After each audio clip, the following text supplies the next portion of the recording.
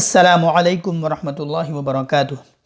मेरे अजीज़ भाइयों दोस्तों, आप लोगों का हमारे इस चैनल के अंदर इस्लामिक बैनर के अंदर वेलकम करता हूँ, खुशामद करता हूँ। दोस्तों, आज का वीडियो थोड़ा सा लंबा हो सकता है। आज हम जो कुरान की हमारी सीरीज चल रही है, हिंदी से कुरान कैसे सीखे, उसका जो हम आज लास्ट वीडियो बनाने जा रहे हैं, तो थोड़ा सा बड़ा हो सकता है, लेकिन बहुत ही अंदर बहुत सी आज सारी चीज़ें आने वाली है। तो वीडियो को आखिर तक देखिए। अगर आपको कुरान में अभी तक कुछ कमी महसूस हो रही है, कुरान आप अच्छी तरह पढ़ नहीं पा रहे हैं, पढ़ना चाहते हैं लेकिन कहीं पर कोई ऐसी गलती आपको महसूस हो रही है, तो आज का वीडियो आखिर तक देखते रहिए। आज हम ऐसे कुछ ठहरने के निशान भी बताने वाले हैं कि अगर कोई निशान आ जाए तो वहाँ पर ठहरना है या नहीं ठहरना। तो आज की वीडियो में हम वही बताने वाले हैं। कुरान हमारे जो हिंदी से कुरान सीखेगी जो सीरीज चल रही है, उसका आज हम इंशाल्लाह हम लास्ट वीडियो बनाने जा रहे हैं। तो बिना किसी टाइम को वेस्ट किए शुरू कर दे। लेकिन इससे पहले अगर आपने अभी तक इस चैनल को सब्सक्राइब नहीं किया तो ज़रूर कर ले और बेल आइकन को प्रेस कर ले, ताकि हमारी इसी तरह की और अभी नई वीडियोस आने वाली है तो वो मिलती रहे। तो चलिए शुरू करते हैं। बिस्मिल्लाहिर्रहमानिर्रहीम। ये 25वां सबक है। तो यहाँ पर लिखा है ठहरने के निशान। अब इसके नीचे लिखा है हर जुबान यानी भाषा में जुमला पूरा होने पर ठहरने और कम ज़्यादा ठहरने के निशान यानी चिन्ह होते हैं, हर जुबान में होते हैं। जैसे हिंदी में पूर्ण विराम, कौमा वगैरह। अरबी में भी इसके लिए कुछ निशान है। अरबी में भी इसके लिए कुछ निशान होते हैं जो नीचे दिए जा रहे हैं। यहाँ पर नीचे आएंगे, मैं आपको बताता हूँ। सबसे पहला निशान इस तरह का कुरान में आपको बहुत देखने मिलता होगा, इस तरह का गोल दायरा। तो इस गोले को आयत कहते हैं। इस गोले का नाम आयत है, इसको ही आयत कहते हैं। यह जुमला पूरा होने का निशान है, इस पर रुकिए। ये यहाँ जिस आयत के बाद इस तरह का निशान गोला आवे तो यहाँ पर हमें रुकना है। ये जुमला पूरा होने का निशान है। यहाँ पर एक सेंटेंस जो है पूरा होता है। अगर आपको रुकना नहीं है तो यहाँ पर आखिरी हर्फ की हरकत पढ़ के आगे वाली आयत मिला सकते हैं, लेकिन ये रुकने का निशान है। फिर दूसरे नंबर पर इस तरह का मीम आता है। ये इबारत के बीच में या आयत के साथ छोटी सी मीम, इबारत के बीच में, दो जुमलों के बीच में, या फिर आयत के साथ इस तरह का गोल आयत जो हम ऊपर पढ़ के आए, इसके साथ छोटी सी मीम इस तरह आवे तो वहाँ ज़रूर ठहरिए, वरना नीचे लिखा है वरना मतलब गलत हो सकता है। हाँ दोस्तों, इस तरह की अलग मीम आवे दो आयतों के बीच में या फिर गोल निशान के ऊपर मीम आवे तो यहाँ पर ज़रूर ठहरिए, वरना मतलब जो है कुरान का गलत हो सकता है, ये ध्यान में रहे। फिर तीसरे नंबर पर है गोल आयत के साथ ऊपर छोटी सी तो या फिर अलग से तो हो, इस तरह का गोल निशान ना हो, तो इस पर भी रुकिए, यहाँ पर भी रुकना है।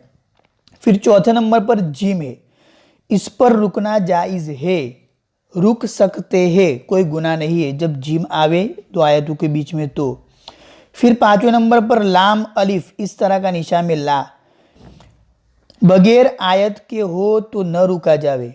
ये ला बगैर आयत के हो तो न रुका जावे, यानी इस तरह का आयत हम ऊपर पढ़ के ये वाला निशान, इसको ये आयत कहती है कायदा वाले।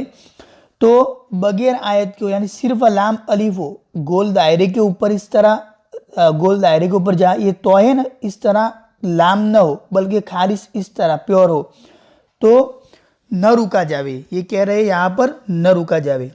फिर छठे नंबर पर है गोल दायरा है उस पर ऊपर ला है, जो भी ये कह रहे हैं बगैर आयत के, तो यहाँ पर आयत के साथ है, तो इस पर चाहे रुके चाहे न रुके। आपके पास दो ऑप्शन है, चाहे रुके चाहे न रुके। फिर सातवें नंबर पर है सकता, ये लिखा हुआ है सकता, जहाँ यह लफ्ज़ लिखा हो यानी सकता जहाँ पर लिखा हो वहाँ सांस तोड़े बगैर थोड़ा सा रुका जावे। तो क्या कहा, सकता जहाँ ये लफ्ज़ जहाँ पर भी लिखा हो वहाँ सांस तोड़ना नहीं है बल्कि थोड़ा सा रुकना है, बस सांस को तोड़ना नहीं, बिल्कुल जिस तरह हम आयत पर तोड़ते हैं इस तरह तोड़ना नहीं है। तो ये थे 7 हमारे निशान कुरान में होते हैं। तो कहाँ पर रुकना है, कहाँ पर रुकना जायज़ है, कहाँ पर कितना रुकना है, कहाँ पर सांस तोड़े बगैर रुकना है, ये सब निशान थे जो बहुत से को ये प्रॉब्लम फेस करनी पड़ती होगी। यहाँ पर नोट लिखा है कि कुरान पढ़ने में ठहरने की जगहों पर ही सांस तोड़ना चाहिए। ठहरने की जगहों पर ही सांस तोड़ना चाहिए, जो मैंने अभी ऊपर बताया। अगर इबारत के बीच में यानी जहाँ ठहरने का निशान न हो सांस टूट जाए तो आखिरी लफ्ज़ को पिछले सबक की तरह पढ़े। यानी मैंने ऊपर बताया ना, अगर आपको आयत पर रुकना नहीं तो पिछले वाली आयत को दूसरी आयत से मिला देंगे, जो हरकत है वो पढ़कर, और उस लफ्ज़ को दोहराते हुए आगे पढ़े, जो मैंने ऊपर बताया वही है। अब हम 26वां सबक पढ़ते हैं। यहाँ पर लिखा है कुछ सूरतों के शुरू में कुछ हर्फ दिए होते हैं और बहुत सारी सूरतें जिसके पहले कुछ छोटे छोटे हर्फ जिसके ऊपर मद होता है, इनको पूरा पढ़ा जावे। उन हर्फों को पूरा पढ़ना है। मैं नीचे पढ़कर बताता हूँ। जिस पर मद हो उसे खींचकर पढ़े, जिस पर मद होगा इस तरह का उसको खींचकर पढ़े।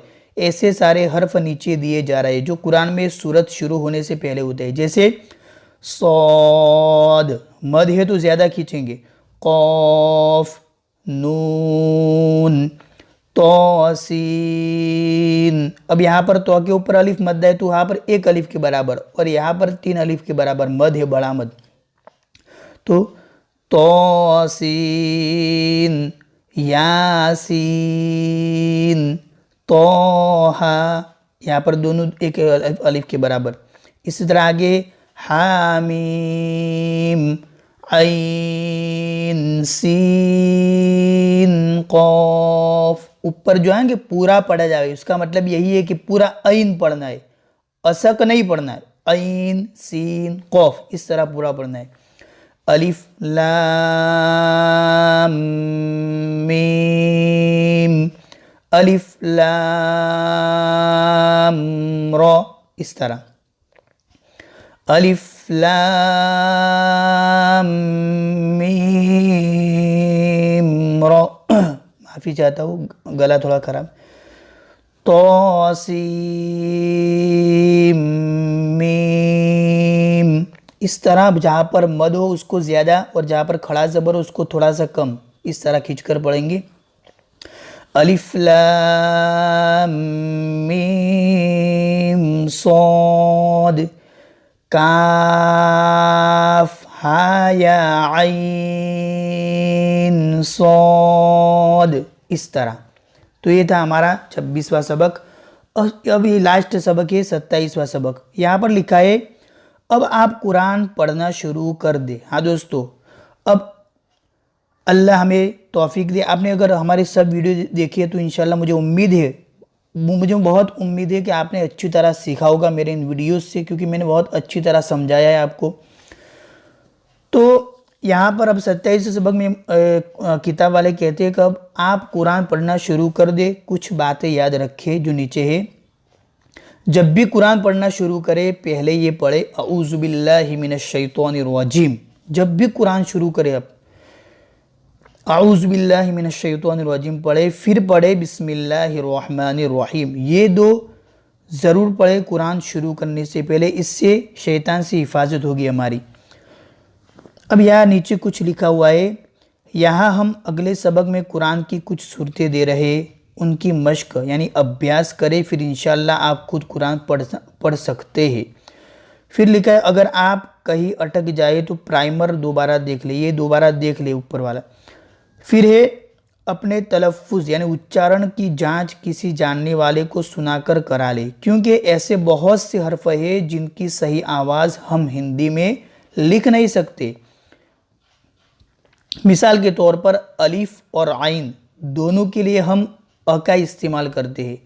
हाँ दोस्तों, ये मखरज की बात हो रही है, उच्चारण जो पढ़ने का होता है, क्योंकि हिंदी में अलिफ हो चाहे आइन हो लिखने में अ ही आएगा। हालांकि ये आइन जो है ये गले से निकलता है आइन इस तरह, और ये हल्की आवाज़ से आइन, इसको जैसे थोड़ा सॉफ्ट निकालेंगे और इसको बहुत हार्डली आइन इस तरह, और उसको ऐन, लेकिन हिंदी में तो अही लिखा जाएगा। तो किसी जानने वाले से यानी कि कारी साहब जो होते हैं उनसे ये सब सीख लेवे। अगर आपके किसी रिलेटिव में हो कि कहाँ पर हो तो सीख लेवे इनसे,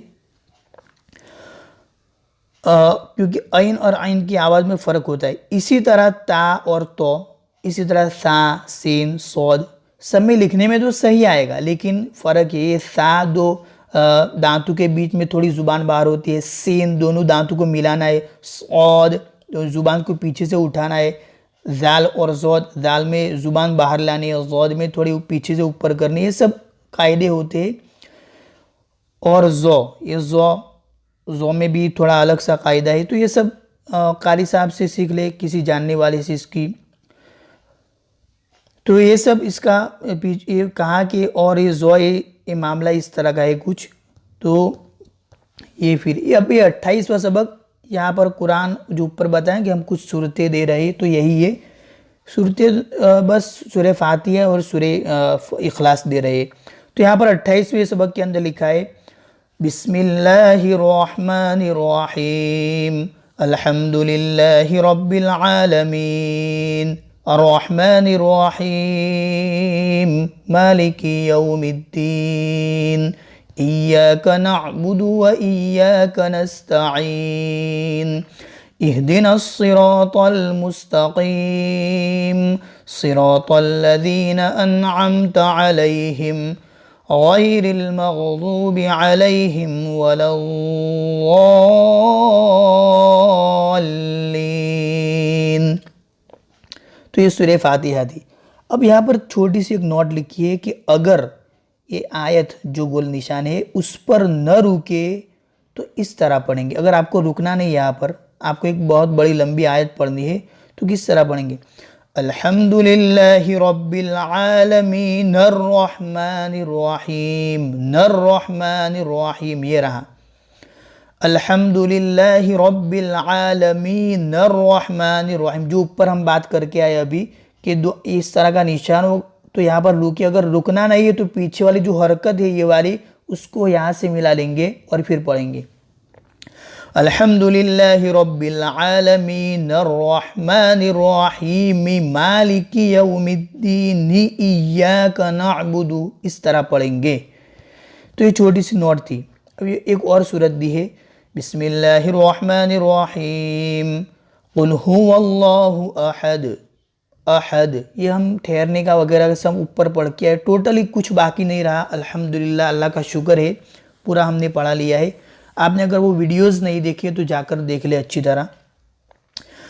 कुल हुवल्लाहु अहद सूरह इखलास है। अल्लाहु समद लम यलिद वलम यूलद वलम यकुल लहू कुफुवन अहद सदक़ल्लाहुल अज़ीम। तो मेरे अजीज़ों प्यारों, मेरे देखने वाले तमाम व्यूअर से मैं उम्मीद करता हूँ कि आपने अच्छी तरह कुरान सीखा होगा हमारे इन वीडियोस से। आज हम हमारे हिंदी से कुरान से की सीरीज़ जो है पूरी हो रही है इंशाल्लाह, और हम देखेंगे नेक्स्ट और कोई अच्छा तरीका होगा तो हम आपको ज़रूर बताएंगे, ज़रूर हम लेके आएंगे वो तरीका। तो बस आज के लिए यही थी, आज का ये हमारा लास्ट वीडियो था हिंदी से कुरान कैसे सीखे, जो प्लेलिस्ट हमने बनाई है। आपको प्लेलिस्ट के अंदर सब मिल जाएगा। हिंदी से कुरान सीखे वहाँ पर जाइए और तरतीब से देखिए, पहले से लेकर लास्ट तक आपको पूरा कुरान सीखने मिल जाएगा। तो बस अस्सलामु अलैकुम वरहमतुल्लाहि वबरकातुहू।